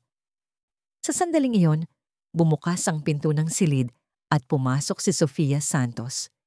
Ang kanyang ekspresyon ay hindi karaniwan, tila tensyonado. Gino, may kakaibang nangyayari sa labas. May ilang bisita na biglang gustong umalis. Nangunot ang noon ni Gino. Ano ang sinasabi mo? Hindi pa tapos ang party. Hindi ko alam. Pero may kakaiba at tumawag si Gloria. Nagulat na tiningnan ni Gino si Sofia. Ano ang sinabi ni Gloria? Sinabi niya na galinlangan si Sofia. Sinabi niya na sinabi na niya sa pulis ang lahat. Namutla ang mukha ni Gino. Ano? Sa sandaling iyon, narinig ang tunog ng megaphone mula sa labas ng yate. Gino de la Cruz. Ito ang Philippine National Police. Ibalik agad ang yate sa marina. Lahat ng labasan ay nakabantay. Tumakbo si Gino sa bintana at tumingin sa labas. Maraming police boat ang nakapalibot sa yate. Ano ang ginagawa mo? Lumingon siya kay Andres at nagtanong ng puno ng galit. Kalmadong tumayo si Andres. Ako naman ang susunod, Gino. Naglagay ka ng bitag, ngunit nauna akong naghanda ng bitag. Sumugod si Gino kay Andres ng puno ng galit, ngunit pinigilan siya ni Sofia. Tama na, Gino. Tapos na ang lahat. Hindi makapaniwalang tiningnan ni Gino si Sofia. Ikaw din. Pinagtaksilan mo rin ako? May kalungkutan sa mga mata ni Sofia. Pasensya na. Pero hindi na ito maaaring magpatuloy. Nalito si Andres. Sumama ba sa kanya si Sofia? Mayroong isang bagay na hindi niya alam. Nagkaroon ng gulo sa deck. Umaakyat ang mga pulis sa yate at ang mga bisita ay nagulat na tinitingnan ang paligid.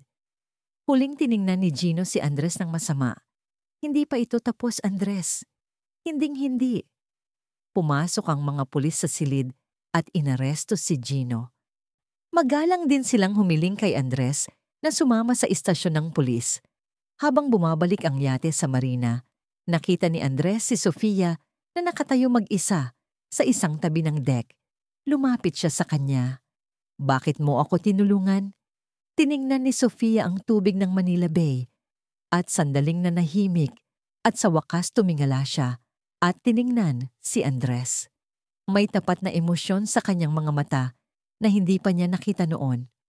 Nang makilala kita, napagtanto ko na hindi makatarungan ang paghihiganti ni Gino. At higit sa lahat, sandali siyang nag-alinlangan. May isa pa akong dahilan. Hindi mo pa alam kung sino talaga ako. Ba? Nagtataka ang ekspresyon ni Andres habang tiningnan siya. Ano ang sinasabi mo? Malalaman mo rin. Malungkot nang ngumiti si Sofia, lahat ay malalantad sa istasyon ng pulis. Nang dumating sa marina, naghihintay si Benjo kay Andres. Sa tabi niya ay si Gloria at Nena Perez at ang kambal, Ama! Sabay na sigaw ni Andrea at Mia at tumakbo sa kanya. Mahigpit na niyakap ni Andres ang mga bata at tumingala siya at tiningnan si Benjo. Lahat ayon sa plano, tumango si Benjo. Ang yung recording ng pag-amin ni Gino ang naging susi. Bukod pa rito, malaking tulong din ang testimonya ni Gloria. Tiningnan ni Andres ang kanyang kapatid. May luha sa mga mata ni Gloria, Kuya. Sobrang pasensya na po. Niyak siya ni Andres. Ayos lang ngayon. Ang mahalaga ay bumalik ka sa aming panig. No, huling tiningnan ni Sofia si Andres habang sumasakay sa police car. Kakaiba, may ginhawa sa kanyang ekspresyon. Bumulong si Benjo sa tenga ni Andres. May katotohanan pa na hindi mo alam. Ang katotohanan tungkol kay Sofia Santos. Siya ay bago pa man matapos ang kanyang salita. Nanlaki ang mga mata ni Andres sa gulat. Hindi iyan maaaring mangyari. Philippine National Police Headquarters Interview Room. Kalmadong nakaupo si Andres Kang, ngunit ang kaniyang kalooban ay nasa kaguluhan dahil sa impormasyong ibinahagi ni Benjo. Habang inaayos ng investigador na nakaupo sa harap niya ang mga papeles, inaalala niya ang nakakagulat na katotohanan na nalaman niya sa nakalipas na ilang oras. Sofia Santos, hindi siya ang taong inakala ni Andres. Hindi lang siya simpleng manloloko o kasabwat ni Gino. Mas komplikado ang kanyang pagkakakilanlan. Mang Andres, gusto niyo na po bang makipagkita kay Ginang Sofia Santos? Tanong ng investigador. Tumango si Andres. Opo, handa na po ako. Nang buksan ng investigador ang pinto, pumasok si Sofia Santos. Malaya siyang gumagalaw ng walang escort ng pulis. Ang kanyang ekspresyon ay ganap na naiiba kaysa dati. Hindi na siya kalkulado o mapangakit. Sa halip, meron siyang tapat na hitsura na may halong malalim na kalungkutan at determinasyon. Magandang araw po, Mang Andres. Tahimik niyang bati. Direktang tiningnan ni Andres si Sofia. Sino ka talaga? Dahan-dahang umupo si Sofia. Huminga siya ng malalim at nagsimulang magkwento. Hindi po Sofia Santos ang tunay kong pangalan. Ako po si Elena Kim. Ako po ay isang investigador mula sa National Intelligence Agency. Nanlaki ang mga mata ni Andres sa gulat. Sa loob ng 3 taon, iniimbestigahan ko ang mga iligal na aktibidad ni Gino de la Cruz. Hindi lang siya simpleng negosyante kundi sangkot din siya sa international financial fraud at money laundering. Ako po ang inatasang mag-undercover sa kanyang organisasyon. Kung gayon ang paglapit mo sa ibang mayayamang lalaki, ay lahat po iyon ay bahagi ng operasyon. Sila po ang mga taong konektado sa criminal network ni Gino. Ngunit ang kaso po ninyo, Mang Andres, ay kakaiba. Personal na paghihiganti po ang motibo ni Gino sa pag-target sa inyo at ginamit ko po ang pagkakataong yon upang mas makapasok ng malalim. Nagdududaang tiningnan siya ni Andres. Bakit ngayon mo lang ito inilalantad? Bakit hindi mo na lang inaresto si Gino? Umiling si Elena. Hindi po ang simpleng pag-aresto kay Gino ang aming layunin. Ang target po namin ay ang mas malaking organisasyon sa likod niya. Ang operasyon po sa yate ngayon ay ang huling yugto, kung gayon ang insidente ng pagkalaso ni Mia. Sangkot ka rin ba? Lumamig ang boses ni Andres. May bakas ng pagkakasala sa mga mata ni Elena. Hindi ko po yun inaasahan. Ang dessert po na ginawa ni Gloria ay nilagyan ng gamot ng tauhan ni Gino ng palihim. Huli ko na po itong nalaman at agad po akong tumawag sa ospital upang masiguro ang tamang paggamot. Pinag-isipan ni Andres ang kanyang sinabi, pero totoo na nasa panganib ang aming pamilya. Tama po. At yan po ang aking responsibilidad, pag-amin ni Elena. Pero maniwala po kayo, palagi kong inuuna ang kaligtasan ng mga bata. Nang maospital si Mia, halos sumuko na ako sa operasyon. Maingat na pinagmasdan ni Andres si Elena. Naramdaman niya ang katapatan. Bakit mo pinigilan si Gino sa yate? Sandaling nanahimik si Elena. Sa simula, bahagi po yun ng operasyon ngunit nagalinlangan siya. Sa paglipas ng panahon, nakilala ko po kayo at ang mga bata at napagtanto ko po kung gaano kawalang katarungan ang paghihiganti ni Gino. At higit sa lahat, biglang bumukas ang pinto ng interview room at pumasok ang isa pang babae. Nanigas si Andres nang makita niya ito. Mas matanda siya kay Elena at nakasuot ng eleganteng suit. Ako po si Team Leader Helen Cruz ng Special Investigation Team ng National Intelligence Agency. Pagpapakilala ng babae, kami po ang responsable sa operasyong ito. Nalito si Andres. Anong nangyari? Tumango si Helen kay Elena. Huminga ng malalim si Elena at nagsalita. Mang Andres, may isa pa po akong hindi nasabi sa inyo. Ako po ay kapatid ni Ginang Marilu de la Cruz. Nagulat na tumayo si Andres. Ano? Ang tunay ko pong pangalan ay Elena Kim. Si Ate Marilu po ang aking half-sister. Magkaiba po kami ng nanay. Nanatili si Andres na nakatayo tulad ng yelo. Sa kanyang isip ay maraming tanong ang umikot. Kung gayon, ang tunay mong dahilan sa paglapit sa akin ay sa simula. Purong pangopisina po ang dahilan. Isang operasyon po upang mahuli si Gino. Paliwanag ni Elena.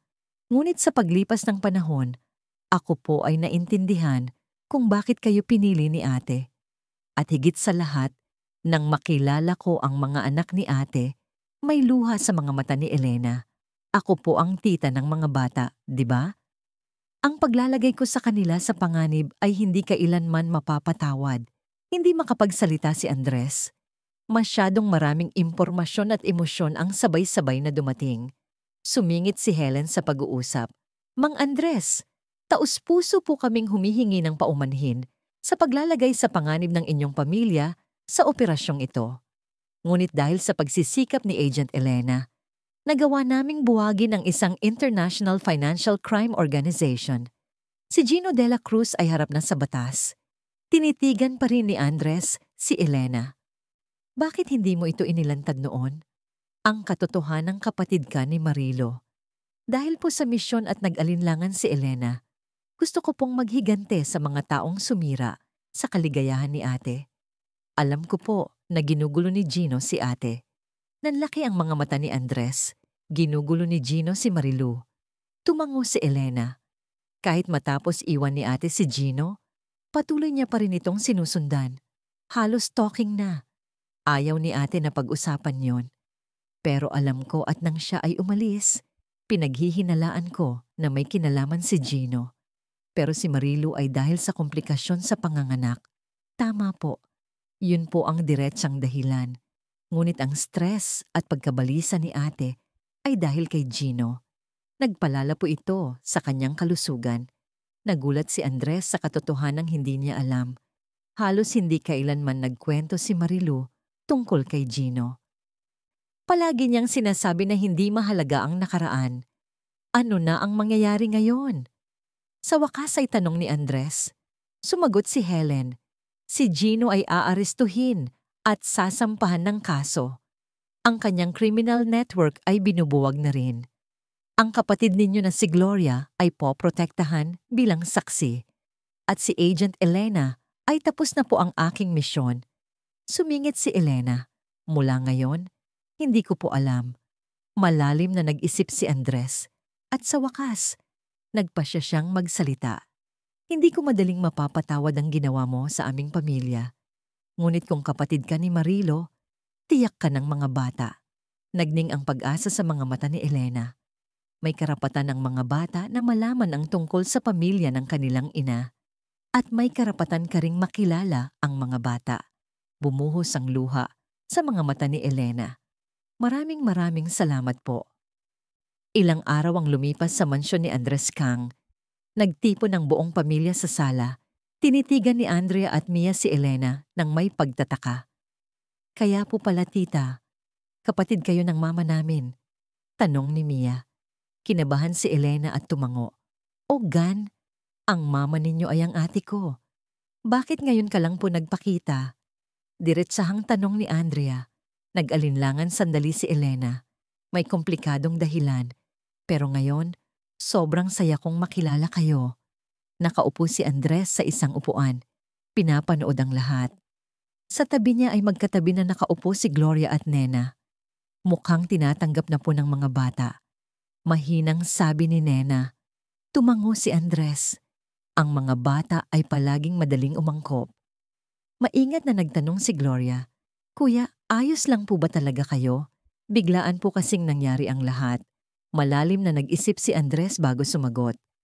Hindi ko pa alam pero sa tingin ko, ito ang gugustuhin ni Marilu. Ang makilala ng kanyang pamilya ang mga bata.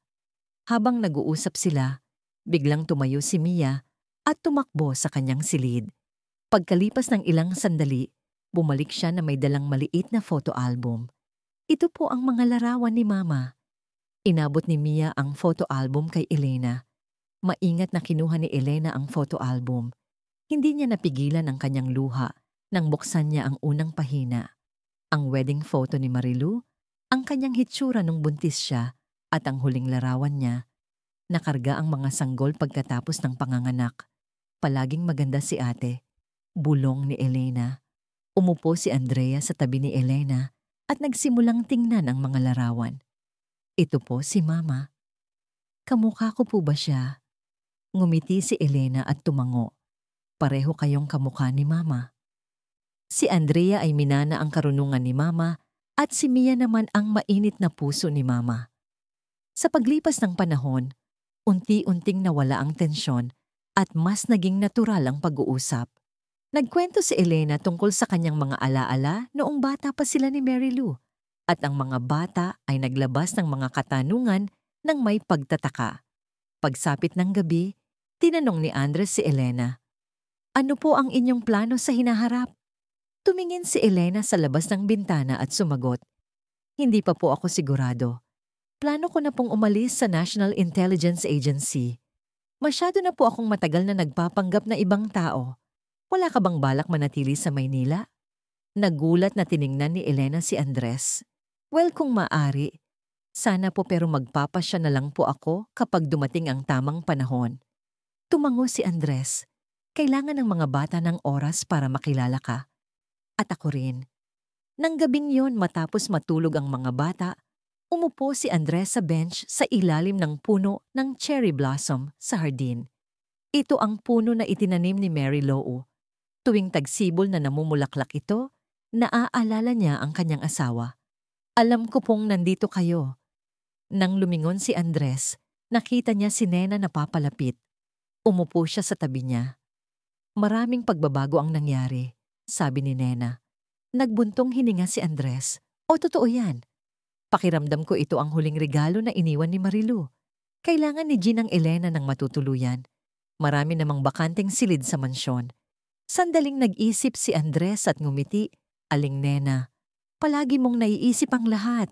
Tama, imumungkahi ko sa kanya bukas." Nagbigay ng mainit na ngiti si Nena. Gusto yan ni Marilu ang magkasama ang kanyang pamilya. Tiningnan ni Andres ang kalangitan sa gabi. Ang mga bituin ay lalong kumikinang. "Marilo, naintindihan ko na ngayon kung bakit ka labis na nagtiwala kay Aling Nena. Kung bakit hindi mo sinabi ang tungkol sa iyong kapatid. Palagi kang nakatingin sa hinaharap at ngayon ang aming pamilya ay muling nagiging isa." Kinabukasan ng umaga, nagtipon ang buong pamilya sa hapagkainan. Si Andres, Andrea at Mia, Gloria, Nena at maging si Elena. Matapos ang mahabang panahon, napuno ang mansyon ng tawanan at mainit na pag-uusap. Matapos kumain, inakay ni Andres si Elena sa hardin. Sa ilalim ng puno ng cherry blossom, inabot niya ang isang maliit na kahon sa kanya. Ito ay kay Marilu. Ito ang pinakamahalagang alahas niya.